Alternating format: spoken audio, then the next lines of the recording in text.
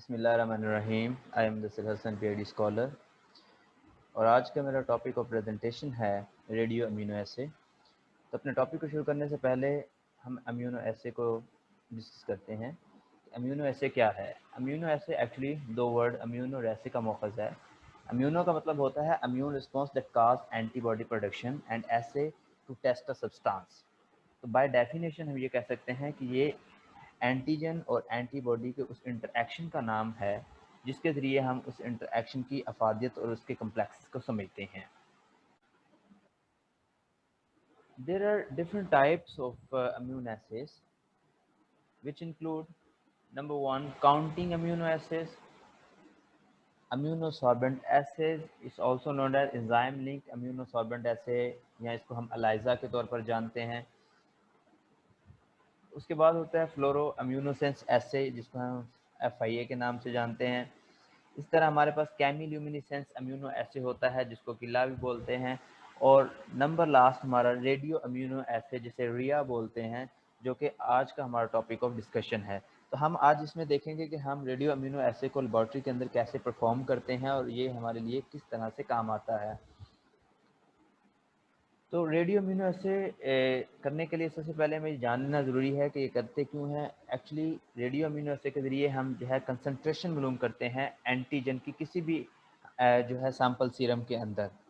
तो ये एंटीजन मुख्तलिफ तरह के हो सकते हैं। हमारी बॉडी के अंदर कोई hormone antigen as a antigen काम कर रहा होता है, कोई प्रोटीन एज ए एंटीजन काम कर रही होती है, कोई ड्रग मालिक्यूल हो सकता है, कोई विटामिन हो सकता है। और बाय डेफिनेशन भी जब है हम जानते हैं कि एंटीजन कोई भी फॉरेन मटेरियल होता है जो हमारी बॉडी के अंदर इम्यून रिस्पॉन्स काज कर सकता है। तो इस टेक्निक को सबसे पहले जो है बेटसन और जेलो ने 1960 के अंदर जो है दरियाफ्त किया था और उनको नोबेल प्राइज़ दिया गया था 1977 के अंदर। और अनफॉर्चुनेटली उस वक्त बर्सन की डेथ हो चुकी थी। ये एक इंतहाई सेंसिटिव मेथड होता है जिसके ज़रिए हम थोड़ी से थोड़ी अमाउंट भी अगर एंटीजन की मौजूद है किसी भी सीरम के अंदर तो उसको भी डिटरमाइन कर सकते हैं। तो इसकी सेंसिटिविटी हमारे पास 0.001 माइक्रोग्राम पर ml ऑफ द सीरम होती है। रेडियो अमीनो एसिड को करने के लिए सबसे पहले हम जो है अज्यूम करते हैं कि हमारे पास एक सीरम सैंपल है जिसके अंदर हमारे पास कोई भी एंटीजन है जिसको हम नाम दे लेते हैं एंटीजन ए है। तो अब हमने इसकी जो है अमाउंट चेक करनी है हमारे सीरम के अंदर कितनी है। तो इसके लिए हमें बेसिकली तीन चीज़ों का होना ज़रूरी है। सबसे पहले एक मोनोक्लोनल एंटीबॉडी हमें दरकार होती है जिसकी जो है बिल्कुल एंटीजन ए के लिए बनाई जाती है और इसको स्पेशल टेक्निक जिसको हाइब्रिडोमा टेक्निक कहते हैं उसके ज़रिए बनाया जाता है। तो this is also called anti A antibody.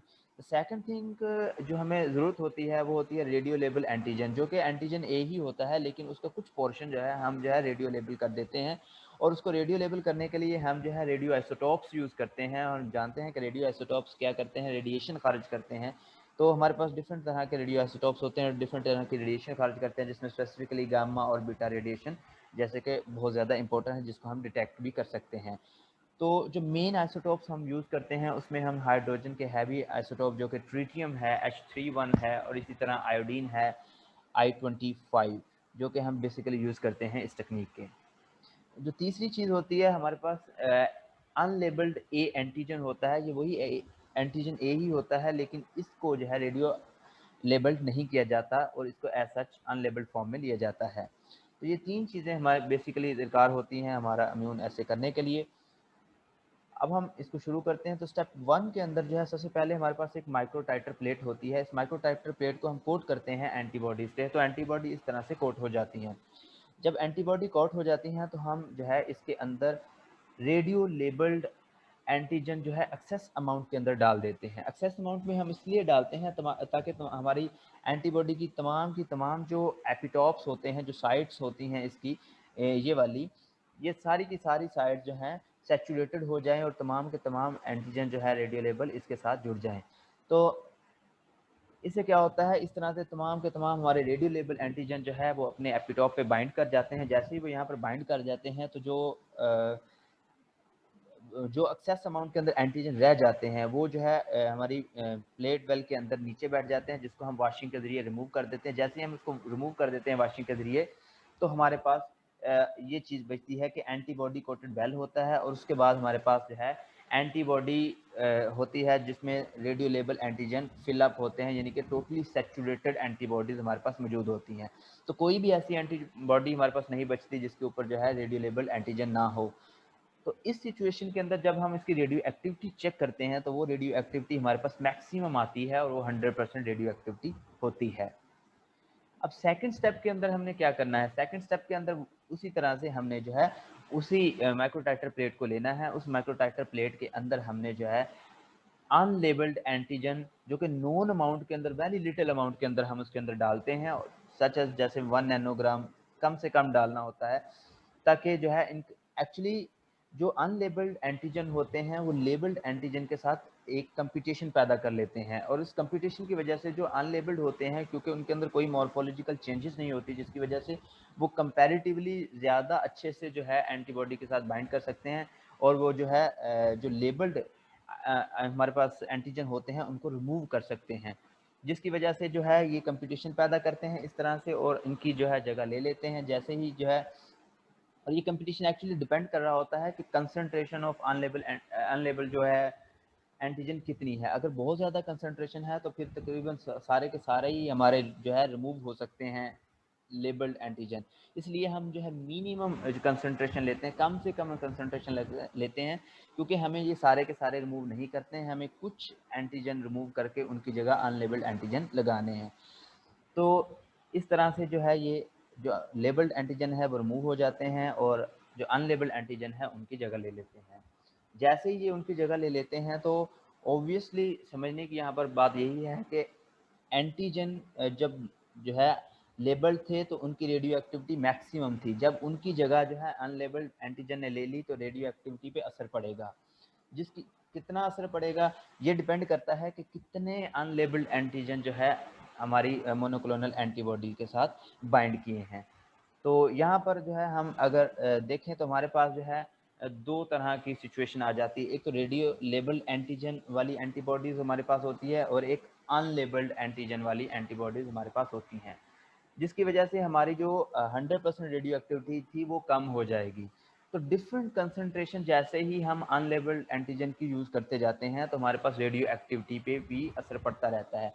जब हमारे पास जो है जैसे कि यहाँ पर अगर अब देखें ज़ीरो जो है हमारे पास नैनोग्राम अनलेबल्ड एंटीजन था, तमाम के तमाम एंटीजन लेबल्ड थे, तो उस वक्त रेडियो एक्टिविटी हमारे पास 100% थी। जैसे ही 1 ग्राम हमने जो है अनलेबल्ड एंटीजन डाला तो 90% होगी। इसी तरह जब हम 2 नैनोग्राम डालेंगे तो उसके लिए जो है 80% होगी। तो ये एक रेगुलर जो है इंटरवल से कम होगी। ज़रूरी नहीं है कि यही वैल्यू होंगी, ये तो वैल्यू जस्ट समझाने के लिए हैं, आपकी वैल्यूज़ कोई डिफरेंट हो सकती हैं।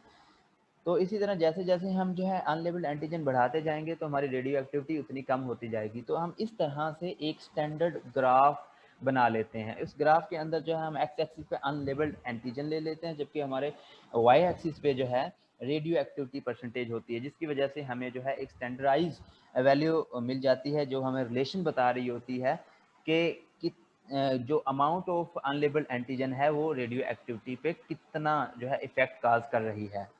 तो यहाँ पर हम देख सकते हैं कि अबाउट 10% डिक्रीज हो रही है जो है हमारी रेडियो एक्टिविटी हर 1 नैनोग्राम बढ़ाने से। तो यूँ हमारे पास एक स्टैंडर्डाइज ग्राफ आ जाता है। अब यहाँ तक हमारा एक स्टेप मुकम्मल हो गया, जबकि हमारा जो स्टेप 4 होता है इसमें हम देखें कि हमारे पास इस तरह से एक स्टैंडर्ड ग्राफ हमें मिल जाता है। जैसे स्टैंडर्ड ग्राफ मिल जाता है तो यहाँ पर एक बात आपको याद रखनी पड़ेगी कि यहाँ पर हमारे पास जो एक्चुअल अमाउंट है, जो कि सीरम अननोन सीरम सैंपल हो सकता है, किसी पेशेंट का सीरम सैंपल हो सकता है या कोई भी जो है ऑर्गन का सीरम सैंपल हो सकता है। इस सीरम सैंपल के अंदर हम मालूम करना चाहते हैं जो है एंटीजन की तादाद, जो कि हमारा एक्चुअल क्वेश्चन था। अभी तक जो हमने किया वो स्टैंडर्ड ग्राफ बनाने के लिए था। अब हम मालूम करेंगे हमारा जो है अननोन सैंपल के अंदर एंटीजन कौन से थे। तो यहाँ पर मैंने एंटीजन को रेड कलर से शो किया है। तो इसके लिए फिर हमें वही सारा प्रोसेस डिज़ाइन करना पड़ेगा। उसी प्रोसेस के अंदर इसी तरह से माइक्रोटाइटर प्लेट लेंगे, उसी माइक्रोटाइटर प्लेट को जो है हम फिर कोट करेंगे एंटीबॉडी के साथ। जो एंटीबॉडी के बाद कोट करने के बाद हम इसके अंदर एक्सेस अमाउंट के अंदर रेडियो लेबल जो है एंटी ए एंटीजन डालेंगे। तो जैसे ही वो रेडियो लेबल एंटीजन ए डालेंगे तो वो सारी स्पेसेस को ऑक्यूपाई कर लेगा। जैसे ही वो सारे के सारे एपिटॉप्स को ऑक्यूपाई कर लेगा तो उसके बाद हम वहाँ पर हमने पीछे जो है एक स्टेप किया था कि अनलेबल्ड एंटीजन डालेंगे, लेकिन यहाँ पर डिफरेंस होगा कि यहाँ पर अनलेबल्ड एंटीजन डालने की बजाय सीरम सैंपल डालेंगे, क्योंकि हमने सीरम सैंपल के अंदर मालूम करने हैं एंटीजन कितने हैं। तो जैसे हम सीरम सैंपल इसके अंदर डालेंगे तो सीरम के अंदर जितने भी एंटीजन होंगे वो मैक्सिमम एंटीबॉडीज़ को जो है वो कवर कर लेंगे। जैसे ही वो कवर कर लेंगे और उनकी जगह जो लेबल्ड हमारे पास एंटीजन थे वो उतर जाएंगे। उनको वॉशिंग देने के बाद जो है हम इसकी रेडियो एक्टिविटी चेक करेंगे। जब हम रेडियो एक्टिविटी चेक करेंगे तो हमारी रेडियो एक्टिविटी डिक्रीज़ हो जाएगी, क्योंकि सीरम के अंदर भी एंटीजन ए मौजूद थे जिसको हम मालूम करना चाह रहे थे। तो जितनी हमारी डिक्रीज़ होगी रेडियो एक्टिविटी उसको हम मेजर कर लेंगे, तो वो हमारे पास जो है फ़र्ज़ करो 60% आ जाती है। तो जब 60% आ जाती है तो हमने जो स्टैंडर्ड ग्राफ पीछे बनाया हुआ है लेबल्ड और अनलेबल्ड आइसोटोप्स की वजह से, हम उसके साथ इस 60% रेडियो एक्टिविटी को कंपेयर करेंगे। जब हम एक्स्ट्रा प्लॉट करेंगे ग्राफ को तो 60% अगर हम देखें तो हमारा ज्वाइन कर रहा है एक्स एक्सिस पे 4 नैनोग्राम पे। तो हम फिर ये कह सकते हैं कि हमारा जो सैंपल है सीरम सैंपल उसके अंदर जो है हमारी जो एंटीजन अमाउंट है वो 4 नैनोग्राम है। तो इस तरह से हम जो है रेडियो अम्यूनो एसिड के ज़रिए जो है कंसंट्रेशन ऑफ एंटीजन मालूम कर सकते हैं हमारे सीरम के अंदर। तो ये सारी टेक्निक थी रेडियो अम्यूनो एसिड जो कि हमने यहाँ पर डिस्कस की। तो इसकी अगर हम एप्लीकेशंस की बात करते हैं कि ये हम कहाँ कहाँ पर यूज़ कर रहे हैं, तो एप्लीकेशन के अंदर जो है हम रेडियो अम्यूनो एसिड यूज़ करते हैं हाइड्रोमॉर्फिन और हाइड्रोकोडोन इन ह्यूमन प्लाज्मा के अंदर। एक्चुअली ये दोनों जो है ड्रग पार्टिकल होते हैं हमारे एनाल्जेसिक और एंटी टिश्यू ड्रग्स के, जिनकी एग्जैक्ट मेजरमेंट बहुत ज़रूरी होती है। और इनकी एग्जैक्ट मेजरमेंट अबाउट 2.5 से 20 माइक्रो नैनोग्राम पर 100 माइक्रोलीटर ऑफ सैंपल रखने के लिए जो है हम इस ऐसे को यूज़ करते हैं। दूसरा इस ऐसे की एप्लीकेशन में हम यूज़ करते हैं नारकोटिक ड्रग्स जैसे कि हीरोइन हो गई, मॉर्फिन हो गई, इनकी कंसंट्रेशन हेयर्स के अंदर जो है चेक करने के लिए। एक्चुअली रैट हेयर्स पे इसका एक्सपेरिमेंट किया गया है, जो है रैट हेयर के अंदर जो है रेडियो लेबल्ड है आइसोटोप्स डाल के हम जो है इसकी एंटीजन कंसंट्रेशन मालूम कर सकते हैं। द थर्ड वन जो है इस ऐसे को हम यूज़ करते हैं फ्लूनी सॉलिड जो है ह्यूमन प्लाज्मा के अंदर जो है मालूम करने के लिए कि इसकी अमाउंट कितनी है। फोर्थ वन अगर हम इसको यूज़ करते हैं measurement of ferritin. Ferritin actually हमारी जो है ब्लड के अंदर मौजूद आयरन अमाउंट को जो है मेजर करने के लिए यूज़ होता है कि आयरन स्टोरेज हमारी बॉडी के अंदर कितनी है, ताकि एग्जैक्ट आयरन डेफिशिएंसी का पता लगा सकें। और इसी तरह इसका जो और एप्लीकेशन थायराइड टेस्टिंग के लिए भी होती है कि थायराइड जो है ग्लैंड्स उनका स्टेटस चेक करने के लिए, उनकी एक्टिविटी चेक करने के लिए, क्योंकि वो भी जो है आयोडीन I-131 आइसोटोप से जो है वर्क करते हैं, जिसकी वजह से हम रेडियो अम्यूनो एसिड वहाँ पर भी यूज़ कर सकते हैं। The last one detection of the digoxin. Digoxin हम जैसे कि जानते हैं कि हार्ट डिजीज़ के लिए जो है दी जाने वाली एक ड्रग है। तो इसकी अमाउंट भी जो है एग्जैक्ट हमारे सीरम के अंदर मालूम करने के लिए हम जो है रेडियो अम्यूनो एसिड करते हैं। तो रेडियो अम्यूनो एसिड की इस तरह से जो है बड़ी फ़ायदेमंद एप्लीकेशंस हैं और सेंसिटिव एप्लीकेशन है, जिसकी वजह से हम एग्जैक्ट अमाउंट के अंदर जो है एंटीजन प्रेजेंटेशन मालूम कर सकते हैं। इसके कुछ ड्रॉबैक्स भी ये हैं कि इसके ड्रॉबैक ये हैं कि क्योंकि हम जो है एंटीजन जो है अनलेबल्ड बहुत ही लिटिल अमाउंट में यूज़ करते हैं, जिसकी वजह से हमें एक तो ड्यूरेशन ऑफ टाइम बहुत ज़्यादा चाहिए। इसका एक और ड्रॉबैक ये है कि यहाँ पर रेडियो आइसोटॉप्स यूज़ होते हैं जो कि आपके आँखों के लिए, हाथों के लिए भी जो है ख़तरनाक हो सकते हैं। इसलिए जो है इसको हाईली जो है प्रिसाइज़ और एक्यूरेट मेथड के अंदर यूज़ किया जाना चाहिए। और तीसरी चीज़ ये जो है हर जगह इस्तेमाल नहीं हो सकता, इसके लिए बाकायदा लाइसेंस ज़रूरी होता है। हर लैब इसको इस्तेमाल नहीं कर सकती इस टेस्ट को, क्योंकि जो है रेडियो आइसोटोप के हवाले से जो है रेडिएशन के हवाले से होता है, तो इस वजह से इसको स्पेशल टेक्नीशियन ही इस्तेमाल कर सकते हैं। This was all about the radioimmunoassay. I hope you get this best answer about all the question. If you have any query, you can ask me. Thank you very much.